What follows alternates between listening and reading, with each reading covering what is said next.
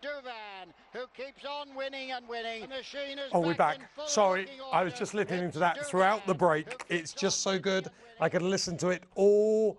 Just basically, if I only heard those words for the rest of my life, I would be happy. Shall we speak to the man who owns Douvan, Min, and of course, the best hurdler anyone on the planet has ever seen, the machine that is Faugheen. It is the one and only Rich Ricci. Good evening, Rich. Good evening, Matthew. How are you? Well, all I need to say to you, Rich, is, and the machine is back in full working order. That is all you need to know. What a run. Shall we just... It was a fantastic day, and it was a great call by Desi, wasn't it? It was a fantastic call. Look, so much to talk about, but in some ways I feel just the way the programme's going, there's only one place we can start, and that is with the machine back in full working order. Just your thoughts now that you've obviously sort of come back down to where you probably... Have you actually watched it yet, or is this the first time you're watching it? No, of course I have. I've watched the race. I don't watch them when they're live, as you know, but I certainly do watch them. I watched it 10 times after the race in the champagne room, and it was fantastic performance, wasn't it? He was really, really good. You know, the thing about this race was that people said, oh, you know, he's just beaten Jeski, and Jeski's not as good as he once was. But those two handicappers out the back, they were really good winners on their previous starts, and they were beaten 4 out in this race. Look, you know, the Jeski had beaten Jerez Girl earlier, or whoever it was, and Campiador had won a nice race. You know, Jeski still rated 163, and he had won over 2 miles. They had race fitness on their side. We hadn't run for 660-odd days, and it was a remarkable performance, and I thought he looked big. He didn't look as big as he normally does in his first run of the year, but I thought he looked, you know, big enough, and he'd come on for the run, and in the ring and talking to Paul and Willie, we just decided that, you know, he thought he was on the best horse in the race, and we'd try and do what we should do. We thought Swamp Fox might make it, but if he didn't, we were happy to take it up, and if we got tired, we got tired, but wow, it was some performance. And is all the evidence that he's come out of that absolutely perfect? He's absolutely grand. Is he? So, Flying. What next, Rich? Because after that race, I think you probably said, you know, you'd want to mind him a little bit, but if he's back, Rich, he's the best cash point machine you've ever had in your life. Free cash, wherever he runs. You know, he's running the Christmas hurdle. Obviously, that big Irish champion hurdle meeting is going to be high on your agenda, isn't it, presumably? That's interesting because, you know, you're right. You know, if he is back, we ought to make hay while the sun shines. And I think, you know, Woody's a bit of a creature of habit, and he's won the Christmas hurdle at Kempton twice. It's a lovely prize. It's a lovely day out. It's closer to me than it is going to Ireland. I wouldn't mind going there, nor would I mind going for the similar race, Christmas hurdle at Leopardstown. That new race, that new weekend would be spectacular, and of course we'd like to support it. And if all being well, we'd go for it. But I'm also of the mind that, you know, if we thought one and let's go to Cheltenham, that's okay too. But I imagine that on the menu at the moment, without any commitment to anything, would be either the Christmas hurdles, the Irish champion hurdle at Leopardstown, and then on to Cheltenham. And although Ruby wasn't on board, and we all hope Ruby gets better soon, you must have been delighted with what Paul Townend's done for you and did for you on that horse. I mean, as you said at the time, you know, he's a former champion. He's no real sub, is he? He's like, if Ruby wasn't around, he'd be the #1 and seen as one of the world's great jumps jockeys. Absolutely. Paul is terrific. And, you know, he just goes about his business. He's got a lovely way about him. He's humble. He's very good in a race. He's a good tactician. You know, great ride the other day on Sharjah is a great example. I mean, that was a lovely, lovely ride. I'm sure we'll talk about that later. But he's learned a lot from Ruby. And in fairness to Ruby, who deserves an immense amount of credit for getting Faugheen back. John Codd and Willie, of course, deserve the lion's share. But Ruby should be part of that. He's been with this horse every day. We talk about him every day. I was gutted for Ruby. But he's also been very keen to share with Paul. And not every, you know, #1 jockey in a stable, like anywhere in life, would be happy to share with the up-and-coming fella. But Ruby has been an extraordinary mentor and to Paul, and Paul has learned a lot, and it's a great team, and it's just a great atmosphere at the stable. But Paul, you know, he stayed in the yard to take advantage of opportunities, not just for this, but when Ruby rides something else, given all the quality of the horses in the yard. And he's an absolutely brilliant jockey, and he was very, very good at Faugheen. And Patrick Mullins was on this show last week, and he was saying that we were talking about his dad, because it's very hard for people, Willie Mullins not going to come out and say he's an amazing trainer, and it's hard to get people to say how incredible these people are at their jobs. But Patrick was saying that Faugheen probably, if Willie had really pushed him, could have run up the Punchestown Festival. And he said that kind of told you something about his dad, that he was in this sort of dog war with Gordon Elliott, but he didn't pull out his trump card, even though he possibly could have done. It was all about the horse. Willie tells me he's a fantastic trainer all the time, and owners know nothing. But he has a point, to be fair, Richard. Yeah, he probably does have a point. But no, listen. Faugheen was very close a couple of times last year, and very, very close. And I think Patrick's point about other trainers, some other trainers, not all, may have been tempted to sort of send out a 85, 95% Faugheen to either win or come close to get some prize money in a dogfight like that is correct. And Willie and was very communicative with me all year about Faugheen, and just said, look, let's not risk it. It's grand. We'll keep him in a while after Punchestown, which we did. We'll send him out so he doesn't gain too much weight. We'll give him a break. We'll bring him back in, and he's handled him beautifully. And that's just a testament to who he is and how he knows his horses. And he's old school in a lot of ways. And one of the most I suppose flattering things about being old school is that he's got a great eye, and he goes by eye, and he knows what he has, and he's handled the horse beautifully. The whole yard has. John Codd has been an absolute star, his groom, and we shouldn't underestimate his contribution. The answer to this question is yes, Rich, as far as the program is concerned, because it will give us... Sorry, yes. No, I haven't asked the question yet, man. Oh, sorry. But the answer is yes, I do think that, Matt, when I pose this question. If Faugheen is their champion hurdle day, is it, in your mind, impossible for there to be a horse to beat him? I think it'd be very hard to beat. Impossible? Not impossible. Oh. A lot of respect for Bouverdare. No. I do. A lot of respect for Bouverdare. A lot of respect for Nicky. Don't know what else is coming along. Defi de Sol is definitely better than he was on the weekend. But Faugheen, in my opinion, if he gets there in the nick that he's in, and he doesn't seem to have lost any of his ability, but anything can happen. But if he gets there, I think he'd be very hard to beat. So that's Faugheen. Tom Arnold says Douvan to take the champion chase. Faugheen the Machine, a walk in the park in the champion hurdle. Sandown Park tweeted, Matt, ask Rich if Douvan's coming for the Tingle Creek. And Hedge says, is Douvan the real deal again? If yes, how can Rich tell he's different from last year before the Queen Mother champion chase? Douvan smashed up in the betting today for the Tingle Creek, Rich. Is that the plan? Presumably it is. Well, yes. I mean, you heard Willie. We had a chat last week about where we might go, and he was very articulate, I thought, on Saturday about the options, because you have Undeso, you've got Min, you've got Jackadam, and you've got Douvan. They could run in any of three races. They could run in the Hilly Way, they could run the John Durkin, or they could run in the Tingle Creek. And when he said, which he had said to me, earlier in the week, that the big horse gets on the boat, that means he's headed for the Tingle Creek. I imagine that will be our primary target. All the usual caveats, anything can happen in training or whatever happens, but that seems to be the target. Woody was very clear about that. And it would be great. It's a race. It's an iconic race. It's a race that we'd like to win. And I'd love to see him jump in those fences. But I think in answer to your question, the vibe I'm picking up, and again, I know your earlier caller, I didn't watch all the program, but I watched the first part, who said I don't watch the races after they're live. That's not true. I do. But I haven't been down to the yard yet to see them. But everything I'm hearing from everybody is that last year, Douvan didn't have that essence of imperiousness about him, that he owned the yard and he was cocky to walk, very relaxed horse, but he really had all that confidence. And this year, I'm getting the vibe that he is absolutely back to what he was. Clearly, something was bothering him last year. He was still able to win a couple of races, and the the injury came out after Cheltenham, which was incredibly disappointing. But we had an excuse anyway, which was great. And he seems to have that bluster back, and we wouldn't be going to Tingle Creek if he wasn't in absolutely top form.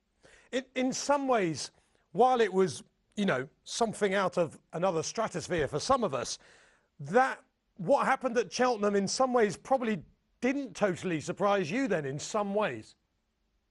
In some ways, I still thought, even with the concerns that we had and the fact that he wasn't maybe 100%, I didn't realize that injury was going to present itself. And I still thought in the day he was good enough to win. So it was surprising in that sense. But I wasn't expecting a spectacular performance, but I did think he was good enough to win. And Townend would ride Douvan. I mean, obviously, because there's Undersow's not the same day, is it? It's the next day. So Townend would come over, presumably, and ride Douvan? Yes, that's a very busy weekend for us. We've got Hong Kong, Sandown, Navan, and Punchestown. So I would imagine that if Douvan's here, Paul would. I don't know actually. Paul's a Cork man. He might want to ride Undersow down in Cork. Well, that's the next day. Sorry. That's on the Sunday, isn't it? The Hilly Way on the Sunday. Saturday, yeah. On the Saturday, I'd imagine he'd come over. Yeah. Yeah.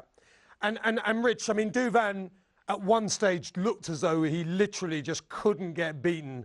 From what you're saying now, even though the Tingle Creek would be a good race and there'll be horses like Fox Norton in there, but you'll be gutted if he doesn't just go and win it, won't you now?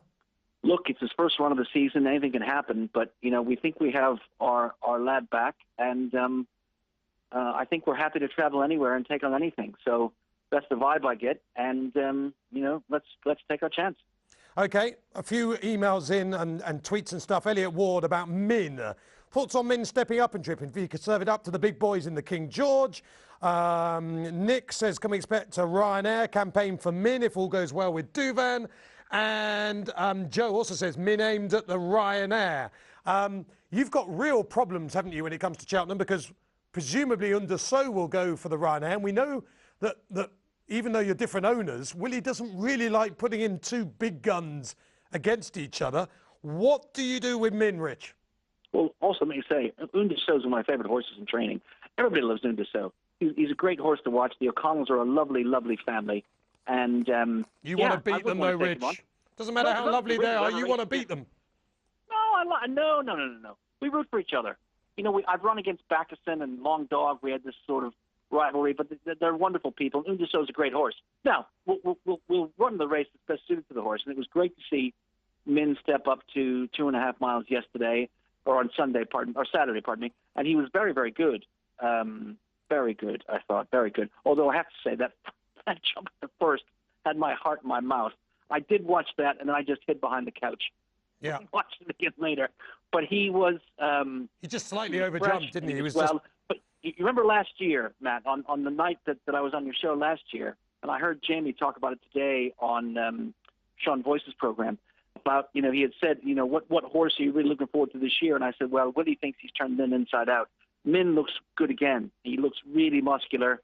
I really fancied us last year, and I relished the battle of taking Altier on again, and unfortunately it wasn't to be, but he looked great on Sunday, and he'll come on for the run, certainly. He was fresh, get that freshness out of him, looked a bit big, but Min is a wonderful jumper, and, he gives us lots of options. I mean, he really does. I mean, what I was impressed with is the size of him. I mean, I didn't remember him being as big as he is. I mean, he's a big unit when he's in galloping form. I mean, we've slightly gone around the bush there a little bit, though, Rich. I mean, so what do you think in your heart he is? Is he a champion chaser? Is he a Ryanair horse? What is he? I mean, you're not going to run him and want to run him against Douvan in the champion chase, are you? No, but this is what makes anti-post betting what it is, as you were saying earlier. I mean, I think that they'll be ended up for everything. He could be a 2.5-mile horse. I don't know if he can step up even further. I don't know. I don't know if Douvan can step up. Jackadam's in the mix. We'll have to wait and see. But what we do have at the moment are lots of options. And, I can't say today what he is, but I'd be very comfortable in running over a 2 or 2.5, certainly after performance on Sunday or Saturday, that's for sure. Presumably the answer to this question will be, well, we'll see what he does in the Tingle Creek. But that stepping up in trip, if you've got the best 2-miler, why is there an incentive to try and make him into 3 miles? There isn't. and we'll see what happens in the Tingle Creek. And you know, I feel in my own head that we have unfinished business in the 2-mile chasing division with Douvan, and that's where I'd probably like to take him. But you know, we'll see where we get to. But that would be, I think, the program at the moment. I can't see any reason why we'd step the trip, and that we'd stay on a 2-mile path at the moment. I mean, he's 12-1. He's about 5th favourite or something for the King George. I mean, at this stage, it would be almost impossible to see Douvan in the King George, wouldn't it? Well, if he runs on the 10th, that which is the or the 9th, that's Tingle Creek Day. It's not much time between then and Christmas anyway. I mean, we haven't talked about it at all, and we'll keep our options open. You know, if he cantered home in the Tingle Creek, who knows? But I just think it's one of these seasons. We're very fortunate that the horses seem to be very healthy and very well. And I know it's frustrating for punters, but we'll just have to see how it all plays out. Yeah. And Willie's got a great expression. You know, the races present themselves, and that's the path we'll take. You know what? There might be someone sat out there saying, oh, Rich, you're just sitting on the fence. But, you know, as we've seen with injuries and everything, you just don't know. I mean, you could say to us, well, I'm going to aim Min at the Ryanair and Jackadam at the Gold Cup and Douvan at the Champion Chase. But then Douvan gets an injury or something and then Min becomes your Champion Chase horse. It's sort of, it is hard to really tell at this stage, isn't it? We're too far away. Right. If anybody thinks I'm sitting on the fence, and I try to be as transparent as possible, much to my trainer's chagrin, but I would tell you that you look at last season. You know, anything can happen. You know, we're a long way. You know, a week is a long time in jump racing. We're a long way between here and Cheltenham, and we'll just have to see how it plays out. And I'll try to be as informed as I can be throughout the season. Yeah. And I think most people would accept that you do talk, which is great for all of us. But in the last 2 or 3 seasons, really, you've talked about Jackadam and got it hopelessly wrong for 3 years in a row. Here we go. Well, it's our anniversary, isn't it? Yeah, well, is there any chance that you, as an intelligent man who's done pretty well in business, you'd think you'd know what you were on about, but it just so happens that some silly TV presenter seems to know more about Jackadam than you? Why do you keep persisting with the Gold Cup when you know he should be in the Ryanair? Well, it's interesting because, you know, if you think about it, and I've thought a lot about it, but if you think about it, in any other couple of years, Jackadam could have won the Gold Cup. But he didn't. Well, but we didn't. Yes. See the hole, shove it in. Absolutely. I mean, Rich, as a businessman, you know the word could be very expensive. Yes. You know, Jackadam is a lovely horse. I love him to bits. The target this year is again the Gold Cup at this stage. Until something else emerges, he's our Gold Cup horse. And, you know, maybe 4th time lucky. But, yeah, I take the point about not getting up the hill. I take the point about he's 3 miles and not an inch further. I take all that, but he's getting older, and he's still not old. Hopefully he's maturing, but we'll have to see how it plays out. And, you know, we'll see how he goes in the Durkin. The Durkin's going to be a hell of a race if Sizing John shows up, and that'll tell us and inform us about some things as well. I guess in some ways it's kind of the problem that we've already just talked about, that, you know, if you've got Min and possibly Douvan and Willie's got So in the Ryanair, in all reality, he's hardly going to chuck Jackadam in the mix as well. You know, we've got to be reasonable about this. He's not going to do it, is he? That's probably right. Yeah. And you've got to figure out where York Hill's going. Maybe York Hill's a Gold Cup horse. Maybe Jackadam will go somewhere else. I don't know. Yeah, lots to look forward to there.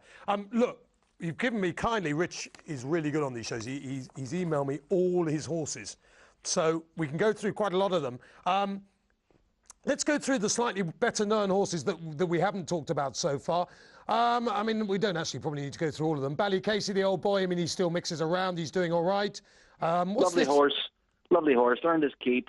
You know, I don't know what we do with him. He'll be competitive in those 2.5-mile races on good ground.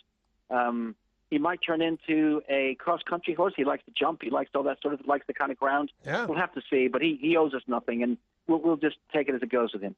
Now, I mean, always worry when a really good mare gets a problem.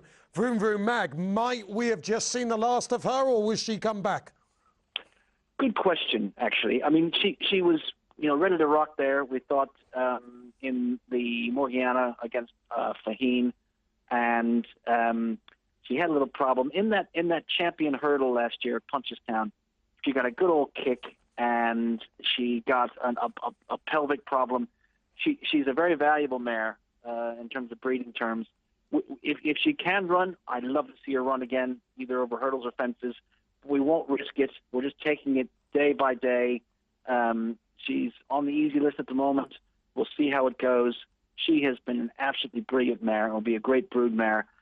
Maybe you have, maybe you haven't. We won't take a chance with her. No, we won't run her unless she's absolutely ready. And if we do run her, you can bet she'll be ready to run. But if we don't, then it's been a great career. Okay, well, we'll wait to see. She has been absolutely fantastic. I love Vroom Vroom Mag. And she's just done it all as well. Hurdles, fences. She's been such a terrific horse, and she'd be lovely to breed from one day. I better give a shout out, although it's a massive price for the Ladbrokes Trophy, Children's List. Do you know if you're running in at Newbury? Now, good old Children's List. He jumps well. He's a good horse. I'm not sure he's extremely well in, but, I'd like to think he's got a few pounds in hand. He likes good ground. We were going to run him to Troytown, but when Navan turned up the way it did, that would have been, you've been in Navan yourself. I mean, getting up that hill, that would have been something else. If the ground's good, I'd say we let him take his chance. And I'd say he'd run a big race. Total Recall be hard to beat. Maybe even Pleasant Company of Woody's be hard to beat. But, the rest of the field, he'd be competitive. And, he's one of those horses that you'll take your chance when it presents itself. And if the ground is goodish, I think we'd take our chance. Okay, brilliant. So he's a 33-1 shot at the moment, Children's List, but it doesn't sound absolutely hopeless for him. Let's move to the hurdlers. Limini is in the Hatton's Grace. Obviously, you've got Vroom Vroom, who won't be running in that, and Faugheen, who's not running in it. So are we likely to see Limini in that? I imagine Liminis are likely. I haven't talked to Willie about it specifically, but I imagine Limini is our likely candidate of ours. Yeah, that's right. And, of course, good third at Cheltenham behind Apple's Jade.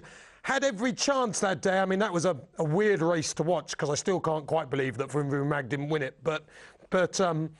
Funny old race. But I'll tell you one thing. Apple's Jade is tough as teak and very, very good horse. But Limini, I think, has gotten stronger over the summer. And, she had interrupted prep last year. She had her share of injuries.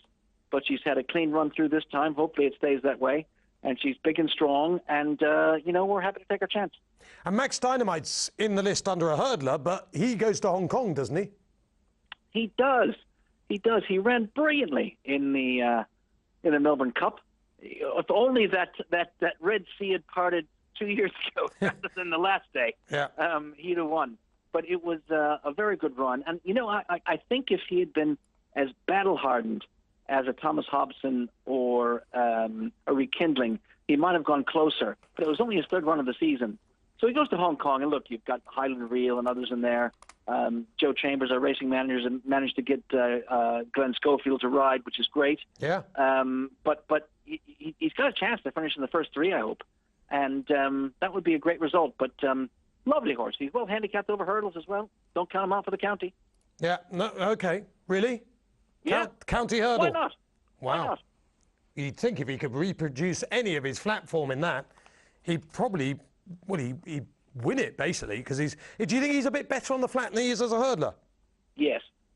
We use the county hurdle as his prep run for his first go over the flat. But no, I think, look, at Galway, the Galway hurdle, he was cruising, and, he was favourite. And he made a howler about 4 or 5 from home, and that was it. But, no, he's a decent hurdler, and I think he's well handicapped. And Riven Light, is he going to come back hurdling? No. You remember last year we talked a couple of times, and I said, one of our best novice hurdlers is Riven Light, but he can't hurdle. Right. He sustained a fracture in his leg. He's got a couple of screws in it. He'll be absolutely fine. He'll be back racing, but I'd say we'd stay on the flat with him. Right, okay. So, but he hasn't stayed in Australia. He's come back, has he? No, he's back. He had surgery in Australia, and he's back, and he's in good form, and he's just got box rest for a while now. But he'll be back next year, and young horse, only 5. And I think he'll be a good horse on the flat, absolutely. Of the more established hurdlers, is there anything else in the list that you're excited about that maybe we don't know so well? Who do you have in mind? Well, I don't know. This Montalbano, who's a horse who's been around. I mean, he's run at Punchestown Ferry House, but he beat Riven Light last time. That's right. He'll novice chase. He's in a couple of novice chases this week. He's a good horse. I thought he finally showed his potential at Punchestown when he beat Riven Knight. And I think he'll make a nice novice chaser, absolutely. Hopefully he's out this week. A lot of the dark horses are going to be the ones that people are going to be fascinated to hear about. But just your novice chasers, what's the best of those, do you think? Good question. You know, we had all those sort of novice hurdlers look like stayers last year. Turkagua, Live, Love, Laugh, Pile on the Pressure. They were the ones that struck me as, you know, real chasing types. And particularly Turkagua, I think he's got an opportunity to be a good staying chaser. I think Some Neck will make a good chaser. Even though he didn't win a bumper and only won one hurdle, he just looks like a chaser to me. It's not the strongest team we've ever had. I think Chacun Poussoir is a horse that we really like. He's an expensive horse. He's a horse that had his niggles. He's had another niggle now. Won't be out until after the new year, but he's won probably the best potential, I think. But the other ones will certainly pay their way.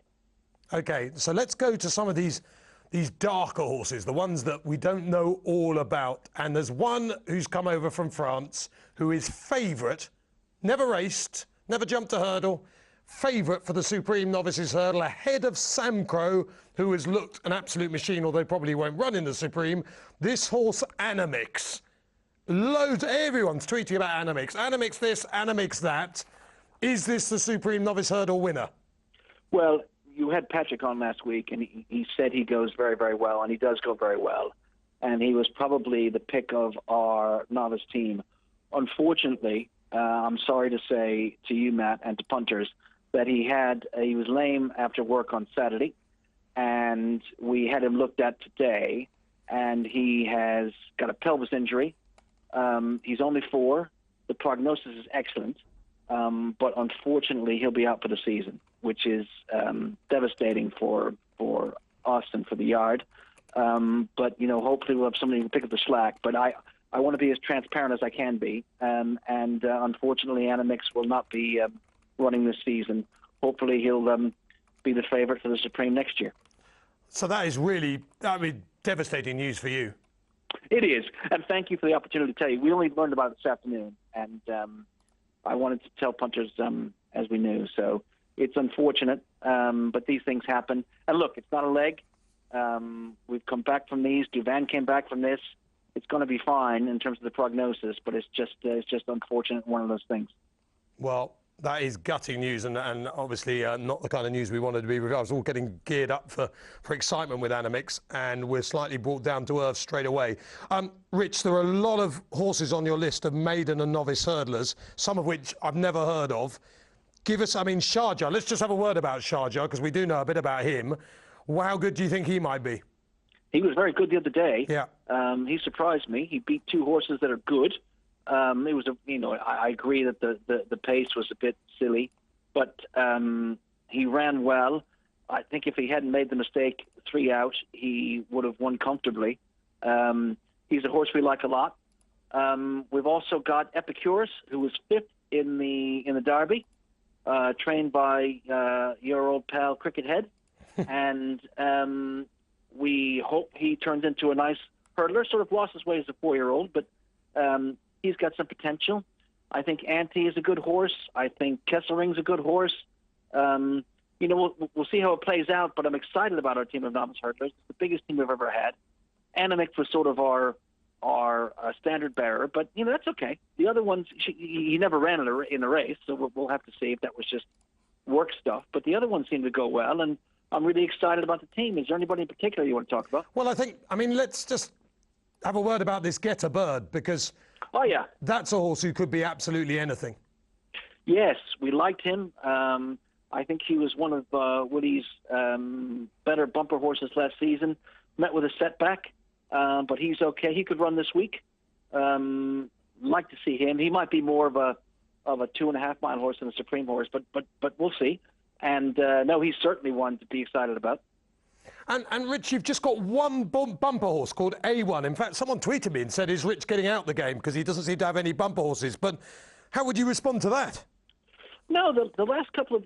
We try to buy where we see value. And a bit like Jigginstown. I'm not the world's biggest fan of bumper horses, but if you can find a nice one, it can be. But that the point-to-point market got sort of silly. And, we try to find value in where we can buy horses. And I think value, not just in terms of money, but in terms of getting the most for your money. And, for a while there, it was mad. You win a bumper in Ireland, you went for a bazillion pounds. A1 is a nice horse. Patrick likes him. Good enough for me. We've bought a lot of horses in France in the last few years. We continue that this year. We bought a good few. I think people by now must know our policy is we buy French horses or any horses this time of the year and put them away for a year and bring them back next autumn. We're building up our string for next year. I'm sure the bumper horses will be part of that amalgamation, but there's no rhyme or reason to it. We just try to find value, and A1 is one I hope is good. Last year we only had one as well, which is Get a Bird, and he did well. Oh, sorry, and Brahma Bull. Brahma Bull's been very good. But, we haven't had many the last few years, but it's more by choice than we're not getting out of the game. I'm sure my wife would like me to spend money on something else, but we're not getting out of the game. Got a few questions for you from the punters. Fire away. First of all, just a nice tweet. This isn't a question, actually. This is just from Texas. It says, love Rich Ricci. So down to earth. A gentleman of the sport. I like that. He seems easy to talk to and we'll have a laugh. He's a good man. That's very kind. That's from Paul. The Irish guy earlier who was saying, let me a leopard. So it says Miss Susanna Ricci. Can't be her, actually. It's far too nice. No, that's very kind. Thank you very much. Look, National Hunt Racing has been a incredible influence in my life and has been very, very good to me. And I try to give back as well as I've received. And people are so, so nice. And it's changed my life. And I love it. And, I'm never going to be everybody's cup of tea, and that's grand as well. But by and large, the people in National Hunt will give you the benefit of the doubt, and they're really nice people. And I can't thank people enough. Finally, we have something in common, Rich. Never going to be everyone's cup of tea. Joe Lane has tweeted, this is quite a good one. This is a good one, actually, because you might, without knowing it, give something away. If you could own any horse that you don't own already, who would it be and why? Good question. Well, I really like Altior, and I like the Pews. They're lovely people. So I wouldn't want to take the horse away from them. Yes, you would. No, the Altior is a lovely, lovely horse. God, that's a good question. I'd say it would be Altior or Apple Shakira. I was underbidder on her. Were you? Who? I mean, well, I was going to say, if there's only one person who could keep going, I guess it was JP. But what did you stop at? Enough. Okay. She did look very. He did look very. I keep thinking it's a she because of Shakira. She looked good. Yeah. But no, it's a he. But you'd think it was a she, isn't it? No, Apple Shakira is the full sister. Oh, is it? You're spending too much time in Los Angeles. Yeah, well, then let's not go there. Right, Gary Stevens says, this is a good one. Gary Stevens, the jockey. No, not Gary Stevens, the jockey. It's Gary Stevens on Twitter. Although Gary Stevens, the jockey, may be on Twitter. Would he ever consider taking your horses away from Mullins, similarly to Jigginstown owner Leary, if his fees went up? If so, who would you send them to? Also, which English trainer would you use if you moved to England and why? So if Willie puts his fees up, will you sack him? No. Okay. And if you... Willie, don't put your fees up.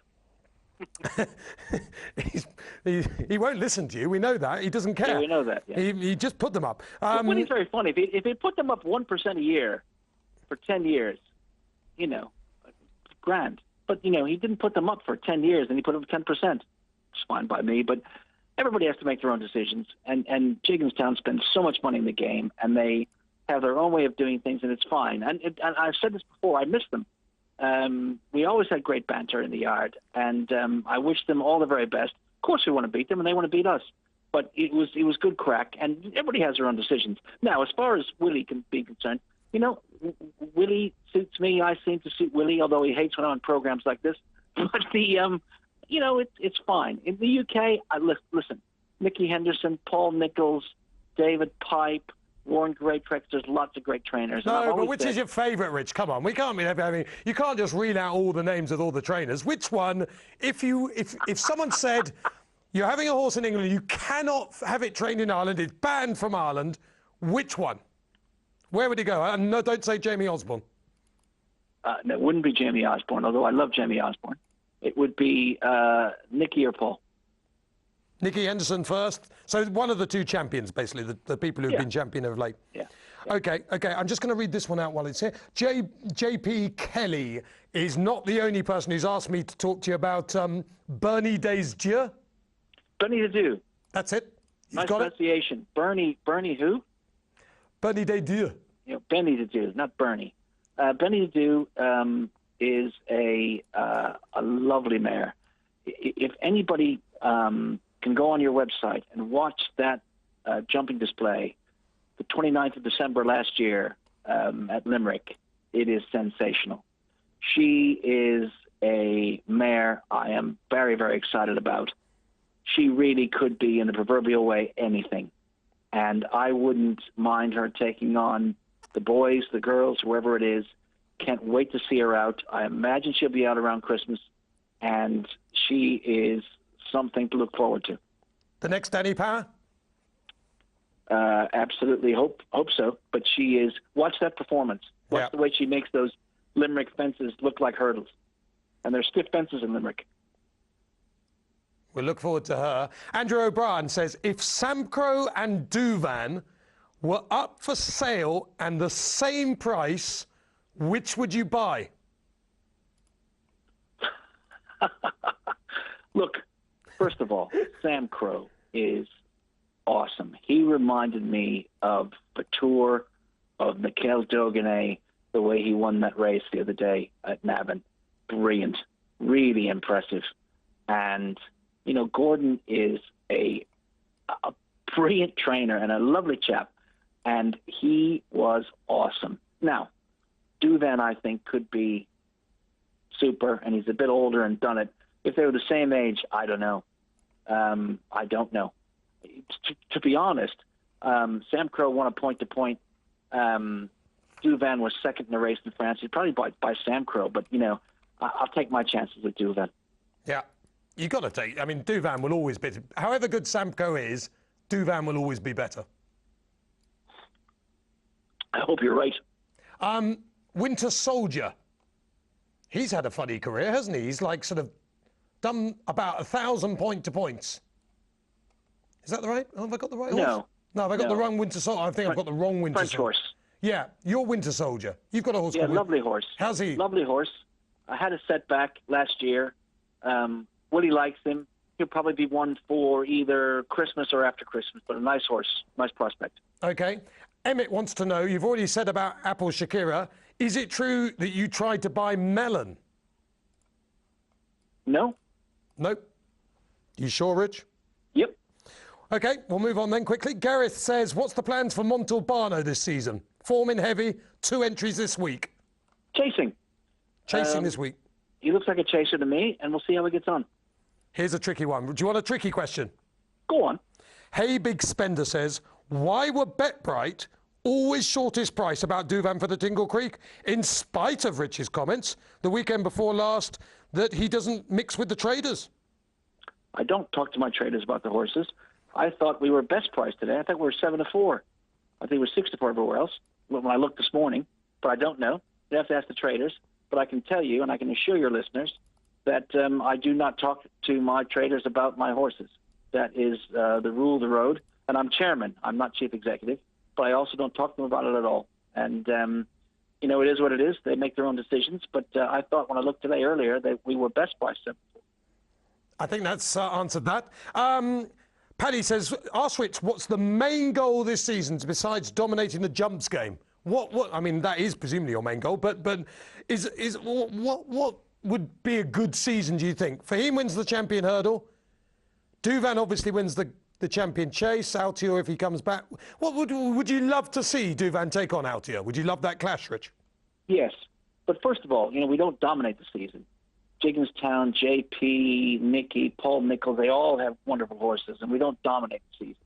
We're very fortunate to have a good run of luck but last year, that luck ran out. I think the goal for this season would be to, you always want Cheltenham winners, but we'd like to have a few on the way to kind of pay their way. There's big races in Ireland and England. I would love to see. If you ask me what my big wish for the season would be, it would be to see Douvan really show people what he's capable of. I don't think any of us have seen yet what Douvan is really, really capable of. And I'd like to see that match with Altior or something else that would put it up to him and really deliver what I think he's capable of. That would be the ultimate for me. Okay, Rich, look, we've got to wrap up the show now. We appreciate all your time. But before you go, I would just like you to listen to this moment of just pure beauty. It's like every supermodel all rolled into one. Just sit back, Rich, wherever you are, with your phone in your hand, and just listen to this. The machine is back in full working order. It's Douvan who keeps on winning and winning. The machine is back in full working order. It's Douvan who keeps on winning and winning. The machine is back in full working order. It's Douvan. Rich, thanks for joining us tonight. Matt, can I just say thank you very much for having me, and to all your listeners for their good questions and their support of the game. And let's hope for a good season and lots of great competition, and the pink and green does their share. All you need to know is, Rich, the machine is back in full working order. Thanks, Rich. Cheers. That is Rich Ricci. Thank you to you for, as usual, getting involved with On The Line. Note the number down for next Monday, 01908865855. Thanks to Sarah Bradstock as well, the trainer of Connery, and for Kerry Ratcliffe, who's done that big deal with Acclaim. This was On The Line.